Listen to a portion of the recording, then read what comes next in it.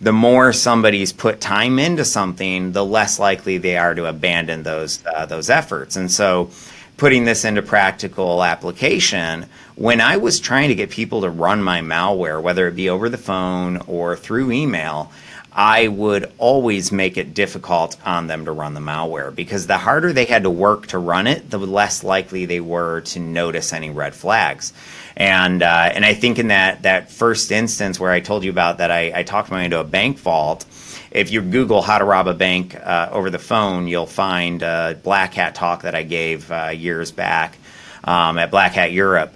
But in there, I play real audio from this social engineering call. And it just really stood out to me how easy it is to get people to do stuff, and how when they've invested time, they just won't ignore stuff. And so the example is, he runs my malware the very first time, and his antivirus triggers and says, "This is malicious. Do not run it."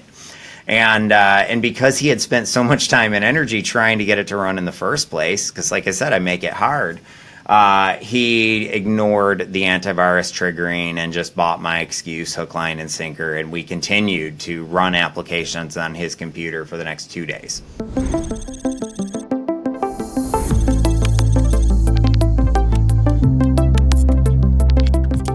Joshua Crumbaugh, welcome to the Human Zero Day. I'm really, really happy to have you here. I've really been looking forward to this episode. Thank you for joining me.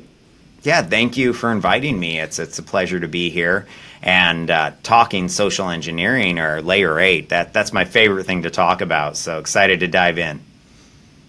Well, with more than 20 years of experience in cybersecurity, today you're the CEO of Phish Firewall. You've been at the shoes of the hacker before, of the social engineer, pen tester. Now with the perspective of also founder and CEO, and looking at the market more broadly. So I'm really excited to piece together this market with you across these different layers, and go all the way into the eyes of the social engineer and the techniques and the psychology of it, and then climbing up gradually towards the market and what's happening in the world around us today. Joshua, help me first understand how you got here. How does one find themselves involved in this amazing space? Well, I think for me, a lot like many others, I first learned about this through the many underground 2600 groups. That's how I guess I stumbled across it, learned a little bit about hacking before there was a thing called ethical hacking. Got scared, didn't really want to end up in jail for using my skills bad. But I actually ended up getting sued way back in 2001 for hacking. And that was like a wake-up call for me.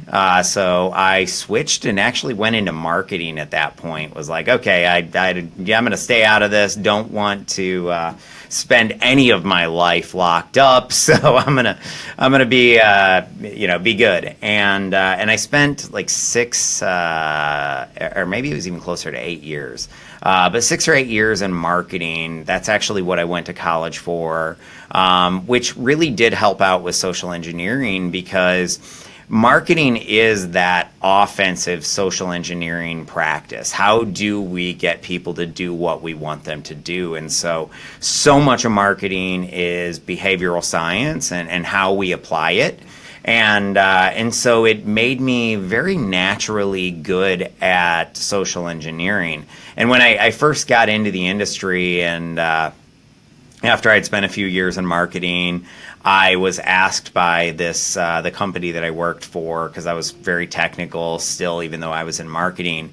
And they said, hey, any chance you could hack this Excel, password protected Excel sheet for us? And I'm like, I don't know, I'll look into it. And in the process of looking into it, stumbled across this tool at the time called Backtrack Linux, which is now Kali Linux, and that's like the pen testing platform. And that led me to realizing that penetration testing was a very viable career. And so I decided that day to quit my job. I went in, I talked to the CEO of the company that I was working for, told him a little bit about where my mind was at. He said, honestly, we've we've been really moving more and more out of retail and into wholesale where we don't need as heavy of a marketing department. I think it's great timing. I'll give you some severance so that you got time to go out and study and, hit the ground running in the new career.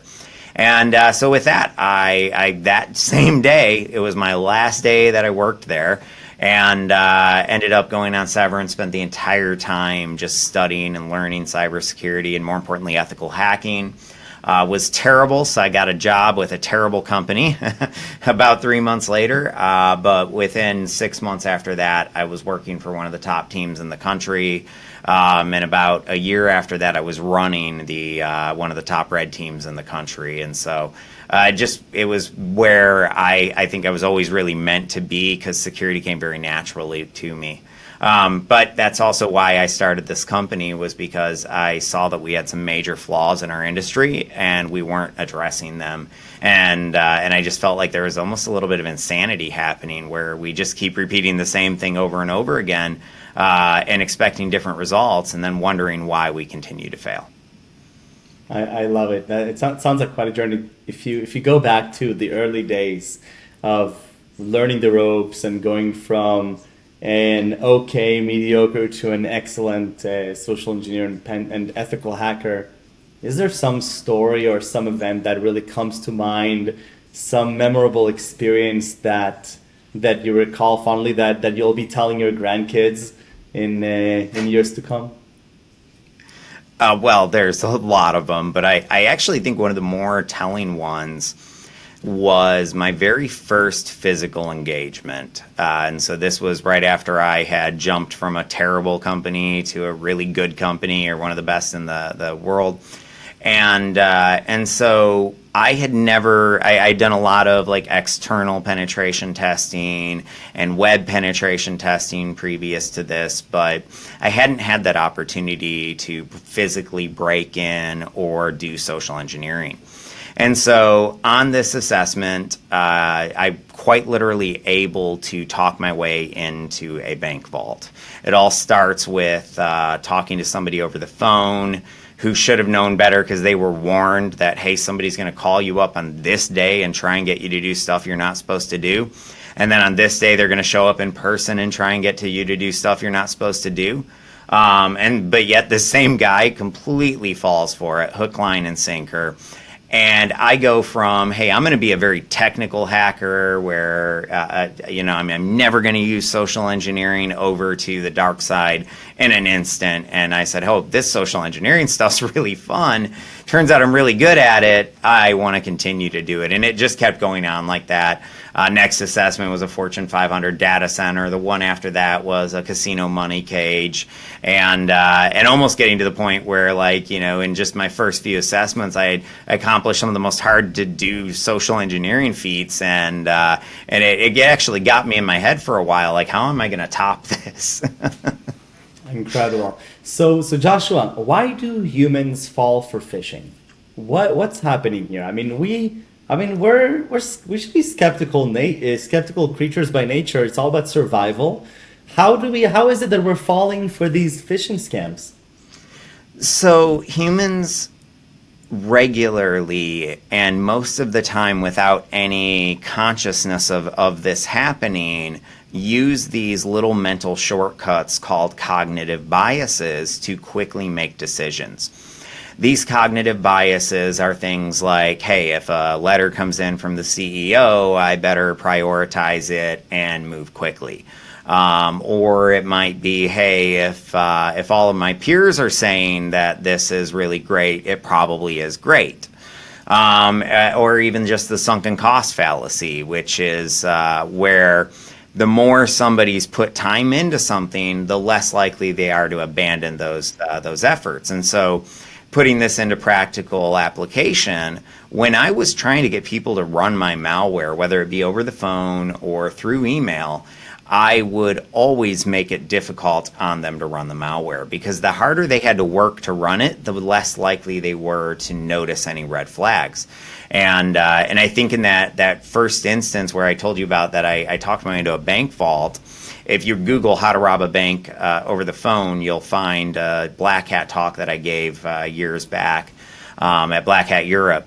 But in there, I play real audio from this social engineering call.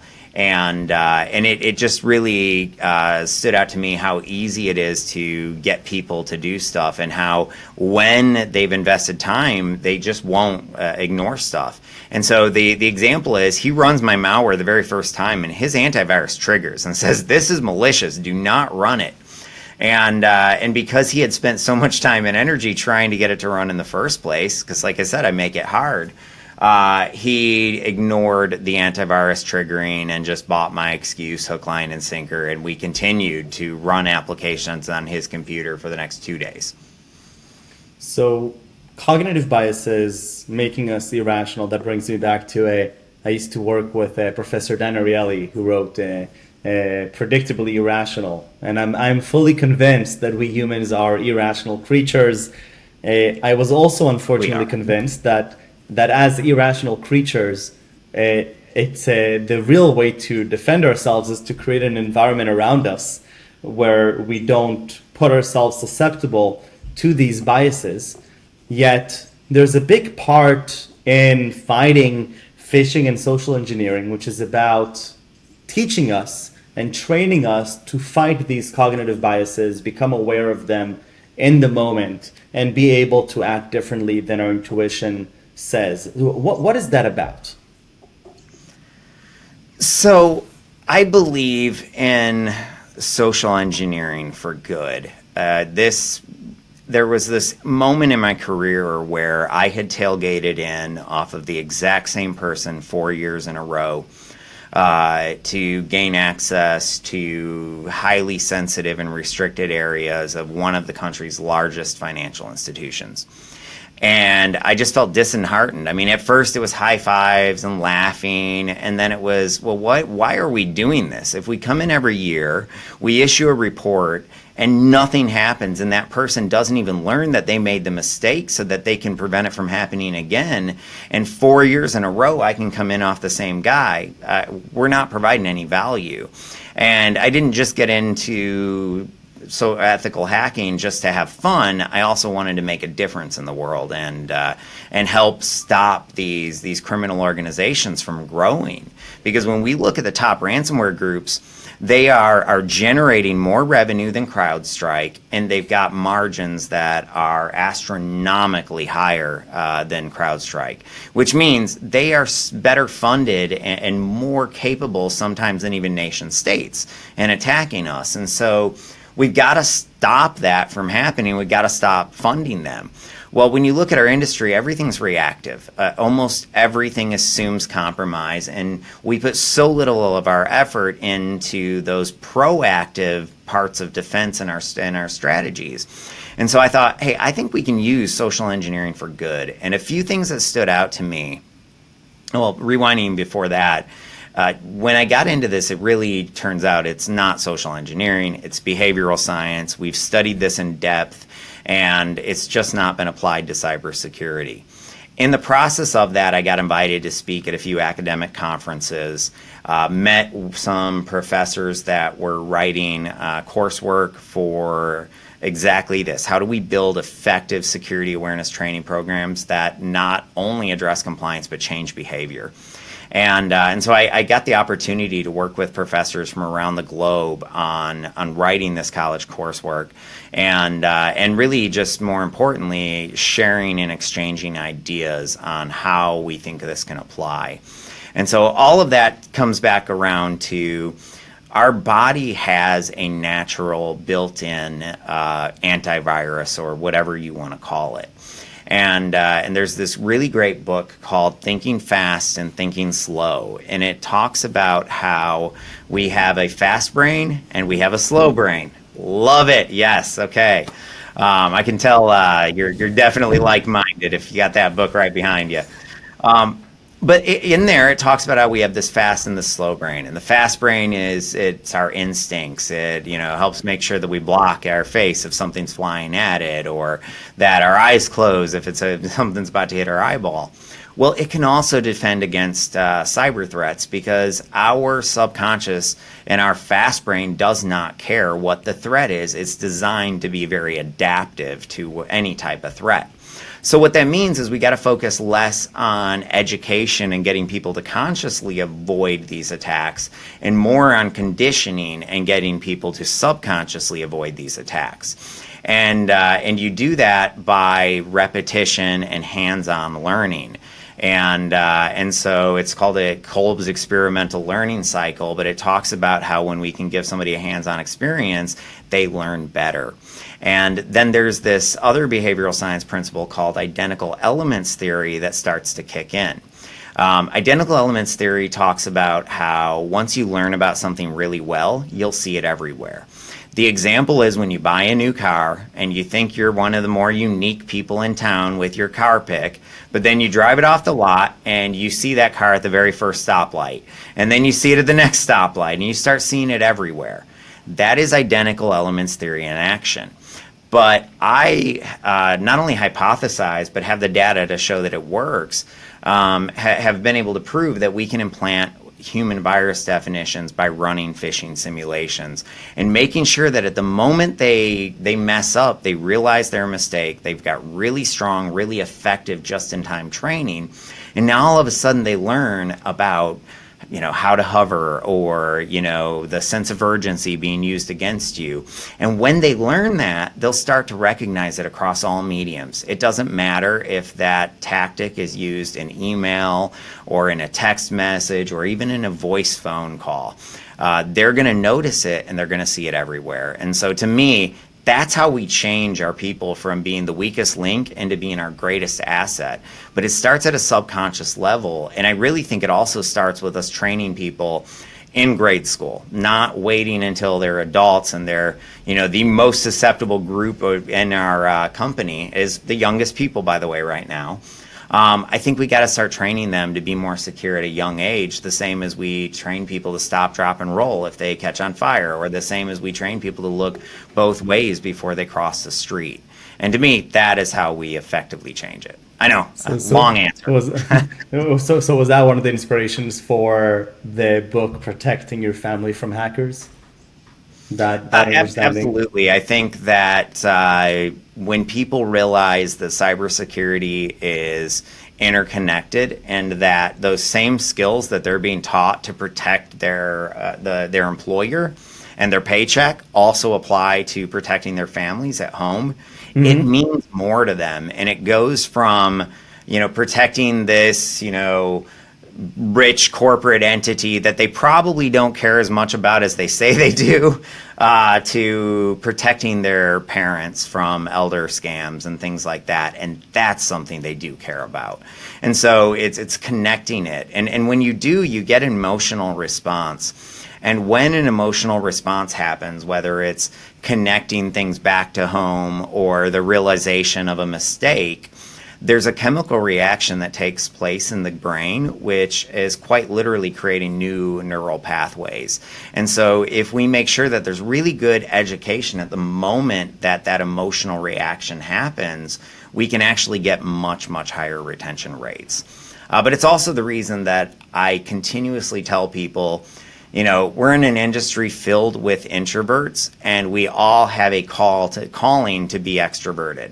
Whether you want to or not, if you are in cybersecurity and you're not talking to every department, you're failing, because that's how you understand your risk better.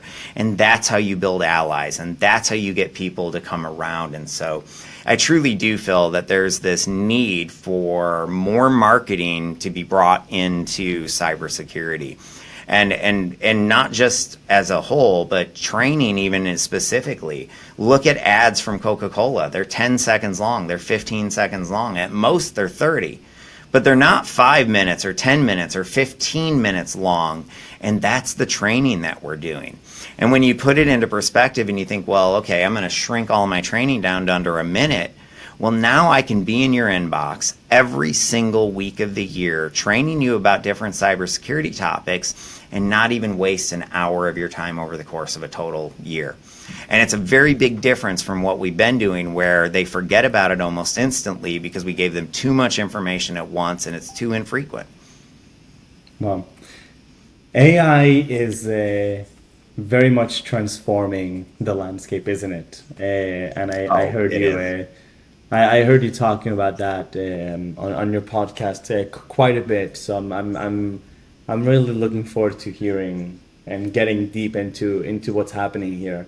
Like I mentioned to you, I've been experiencing the generation side of AI through my academic studies and just considering the implications of the usage of these AI generated media in the context of social engineering and phishing, it's kind of scary, to say the least. It goes in from the emails with bad spelling to all of a sudden you have perfectly written ChatGPT style narratives, all the way to potentially real time impersonations on voice calls, on video calls. Uh, Walk me through the transition that you're seeing yourself from your eyes as AI creeps into the world of social engineering and phishing, and then I'd love to hear also what does this mean in terms of the expectation from people experiencing that.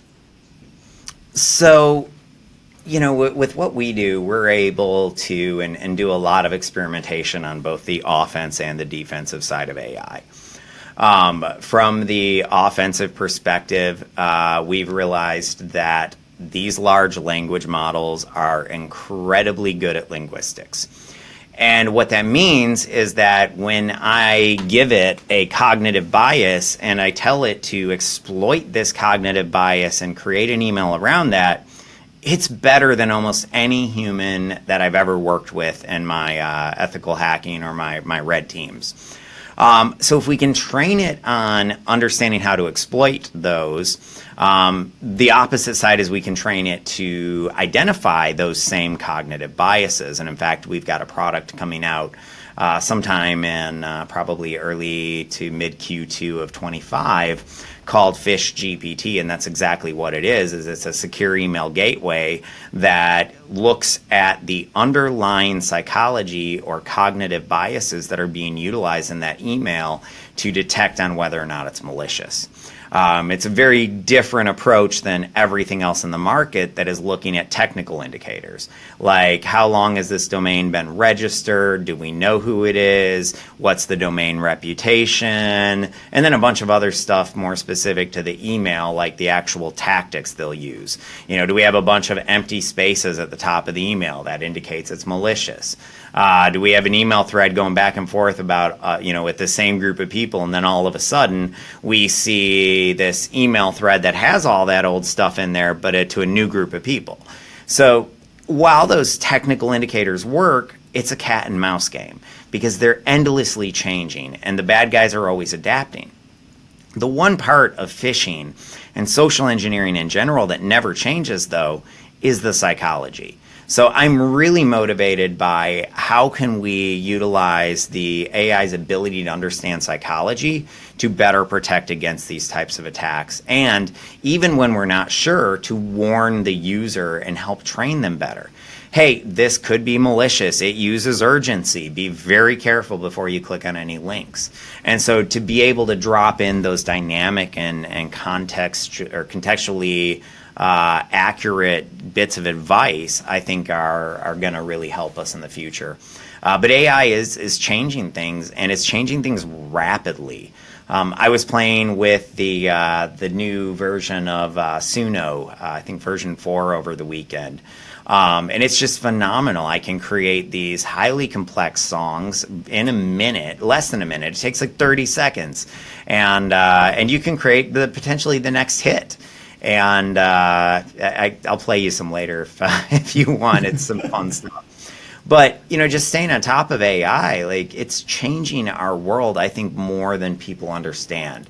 Medical is advancing at a rate we've never seen before. And in fact, they predict that sometime in the 2030s, we're going to surpass the longevity escape velocity, which just is fancy words for we're going to be able to live forever.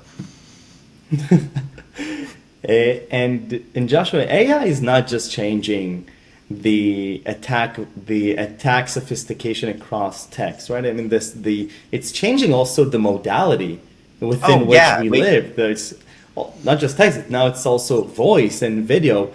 Is that also the same psychology, or are we going to now see new forms of tactics and circumstances in which people fall to social engineering and phishing?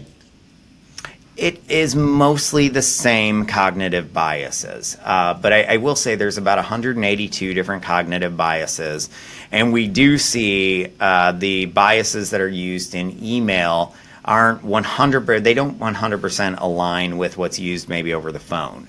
There's definitely overlap. Like the most common or two most commonly used ones are urgency and authority.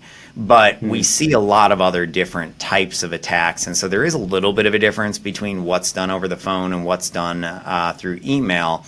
But they all fall into these 182 biases that everybody uses every day. And so it's not so much that so much of a difference that we're not going to be able to prevent it. And one study that I saw found that when users go through a simulation, they are over 70% less likely to fall for that same type of attack, regardless of what medium it is. And that was what I found really interesting. So let's say that it's that, CEO scam where somebody's impersonating the CEO and targeting them via text message. If they get a call later that week from somebody pretending to be the CEO, they are now 70% less likely to fall for it, even though the initial one came in over text. And how often, and what is the burn rate? Yeah, I'm not sure if that's the right term, but we'll use it anyways. The burn rate of the cognitive ability to maintain that level of awareness, because I would imagine that a week into the conversation, you'd be much more effective at retrieving that subconscious area that you spoke about before, the thinking fast and slow, rather than if, let's say, a month from now it happened. A lot has happened within that month that transpired. What have you seen is sort of the right time? How frequently you would have to do that training in order for the employees to stay alert with their biases? Well, I'm a big advocate of continuous training at least once every week. And I built our AI platform around that methodology, and we're seeing results that go against all of the academic publications that are coming out right now and have been coming out for a few years, stating that traditional awareness provides zero risk reduction in terms of phishing susceptibility. Ours, across the board, our clients that have been on our system for more than 12 months, their most susceptible departments to phishing are the least engaged in training. And what that proves is that the short, less than 1 minute style training is actually effective at changing behavior. So I would argue we need to be in front of people every single week of the year. Now, I would also argue we need to be phishing them very regularly too, because that's how we identify when, they've relapsed, or, when we burnt through all of their available retention and when they've become more susceptible. And the example or analogy I like to use here is when you drive to work in the morning. Most of the time, 99% of the time, it's, there's nothing that happens, you don't have any close calls, and that day, if anything, makes you more and more complacent. But then that 1% of the time, you have a close call, somebody slams on their brakes in front of you, somebody almost, sideswipes you, whatever it happens to be, and now all of a sudden you're hypervigilant. And that hypervigilance doesn't just last that day, but you stay vigilant for weeks to come. And to me, that is the role of phishing at simulations, is to ensure that we capture that relapse, we remind them that they have to be more vigilant, and because of that, they have that close call in a safe environment versus with actual phish that are trying to compromise our company. Makes total sense. And we've been focusing a lot on the employee and what you've found to be most effective in the context of the employees, and you're speaking from years of experience, and I don't know if you've kept track of how many hundreds employees, of millions of phishing simulations. There you go. I'm curious to hear now from the business perspective of the enterprise, the organization that is coming to you and engaging with it and saying, "Listen, Joshua, we realize phishing is rising sharply. We realize it's a top threat to our organization. Every CISO I speak to says phishing is not in the top 5 priorities; it's in the top 3 priorities of our organization. We realize that one bad phishing scam can take down an entire business unit, damage reputation, create financial fraud transfer, be the entry point for ransomware, cyber attack, and the list goes on." So the awareness is there.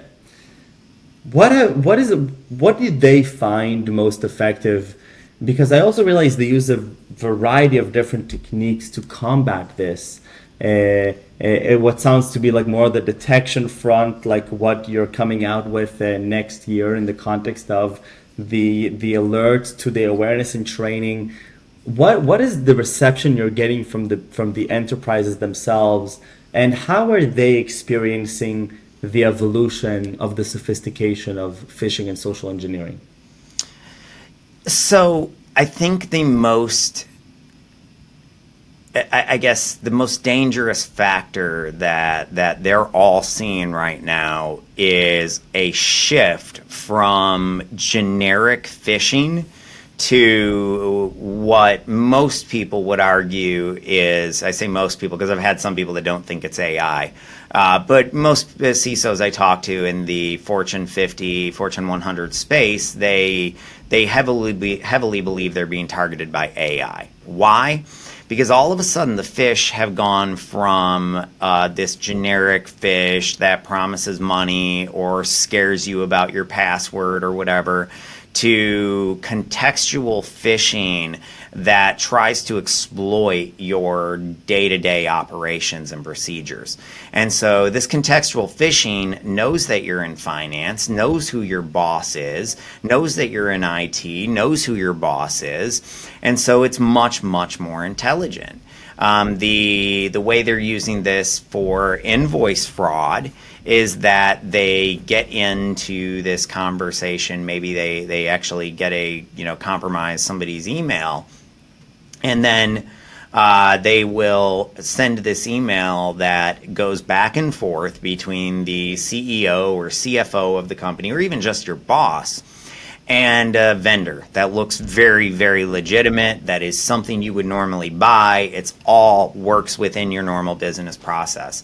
And that conversation between your boss and this vendor has your boss is the whole sales cycle, and you see it in the conversation. They'll say, "Hey, here's the cost, here's the pricing, here's the value," and then your boss will say, "Yeah, I want to buy it, send me the contract," and then the final thread will be, "Hey, we need to collect, who do we contact?" And the boss says, "Yeah, contact this person," and it goes to you. The trick is that was never your boss, but because they're faking a conversation, it looks perfect, and it's as if they've done a perfect spoof. So the level of sophistication is much higher than it ever was, and they are phishing us according to our role. And the only way we're going to be able to defend against that is to, A, phish our users according to their role to train and condition them against these types of attacks. But B, we need to have that role-based training. Hey, you're in finance, you're going to be targeted with these types of attacks. You're in IT, you're going to be targeted with these types of attacks. Oh, and by the way, you need to avoid these common mistakes that many IT professionals make, or many finance professionals make. And so it's really shifting from that one size fits all, everybody gets the same thing, to this more granular role-based approach to both training as well as phishing.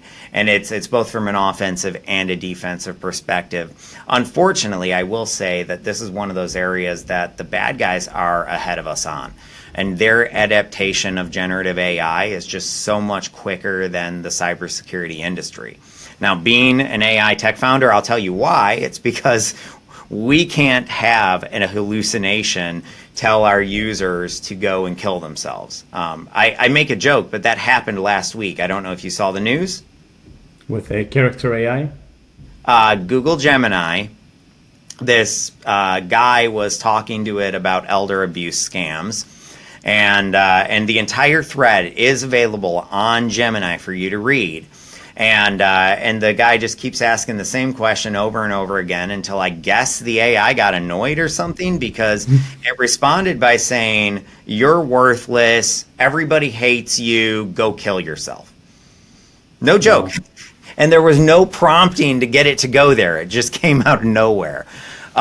So the tech companies understand that we cannot afford to have these sorts of things happen, other than maybe Google, since it happened on their watch. But Google jokes aside, it's the bad guys don't care if they have a hallucination. The bad guys don't care if something misfires. The bad guys don't care if they accidentally leak sensitive information to the wrong people. So the good guys do, but it causes us to move so much slower than the bad guys, and that's the reason we're perpetually behind. So, Joshua, to wrap things up, if there was one recommendation you would give to employees that want to be at the forefront of defending themselves from social engineering and phishing attacks, what would that be? Trust your gut. I don't think enough training goes into the reality that our subconscious is our built-in defense mechanism, and when we feel like something's off, it's almost always our subconscious warning us, and yet too often we don't listen to it. I have not been involved in a single instance or incident where the user that let them in the network didn't say, "I knew something was off, I should have trusted my instincts." That's what users need to realize, is that they do have a built-in antivirus. It is very intelligent. It's probably the best in the world, and all they have to do is use it, and that means trusting their gut. And number one piece of advice to CISOs, business owners that want to help protect their employees from social engineering and phishing. As much as you can, throw out the stick. Using sticks over carrots has been proven a million times over in behavioral science to be ineffective. I know there are some leaders in this space that still advocate for the stick, but they are very wrong. That adage, "You catch more flies with honey than with vinegar," is more true than you could possibly realize. And I really do see a backlash coming from all of the punitive approaches that we see in corporate America. And we've already started to see wrongful termination suits from people being fired over phishing simulations. I know, not because they're our clients are seeing them, but because we have clients coming to us because we're the friendly security awareness training and telling us about how they just got sued and they just lost this much money because of that. And what's the difference from a user? How do you make it friendly from a user experience perspective? How do you get, because I would imagine that for somebody falling for a social engineering or phishing simulation, that must be pretty hard moment or pretty embarrassing moment, especially if you know that you're going to be next up on the dashboard of the CISO. How do you then mitigate a real simulation that gets to the moment of, I guess, attack with the mitigating and actually leaving the employee feeling empowered by this? So number one, we take every opportunity we have to praise that user and tell them how great they're doing. When they report a phishing simulation or a real phish, that's an opportunity to praise them. Yet most organizations aren't praising them. When they don't click on a phishing simulation, that's an opportunity to praise them. So I think we've got to focus more on praise and less on telling people when they mess up. But the other part is we gamify it. And so at least with our users, we tell them, hey, there's this type of attack that, or phishing attack that pretends to be from your benefits department or from your HR team or from your finance team. And then it says, now be on the lookout, because the next time you see it, it may be the real bad guys, or it could be us running a simulation. And so what happens is, now if they fall for it, they were already warned. We're not going to exploit them. So the second they click, they realize it's a mistake. And so it becomes less of a, oh man, they're trying to fire me or they're trying to use inside information to trick me. It almost feels like this abuse of trust when you do it without warning them. But when you tell them you're going to do it, it's now a game. You almost got me, or maybe you did get me. And because of that, it doesn't have as much teeth. But the other part that I mentioned there is, do not exploit your users. Now, if I'm running a penetration test against your organization, I'm going to have a login form there, on the other side of that Phish to see if they'll type in their credentials. But that is for a risk assessment. Most security awareness training we do and most phishing we do is for the purpose of training and empowering and bettering our people, which means if we're exploiting them, we're missing out on our best opportunity to train the moment that mistake is realized. And I mean, you cannot, I don't even know how to emphasize just how effective just-in-time training is, and so when you exploit the user instead of giving them that just-in-time training, you've thrown away your best opportunity to get that user to listen. I love it. Joshua, thank you so much for the time and for the energy and the insights. Loved every minute of this conversation. Thank you. And really best of luck with the awesome work that you're doing, and I'm excited to keep in touch. Thank you. Absolutely. And I'd love to circle back. We could do a whole episode just on all the crazy technological advancements we've seen in the last, 6 months? Absolutely. The last week. Absolutely. Oh, that's true. Did you hear about the photon processor? Oh my God. That's for another episode. Yes.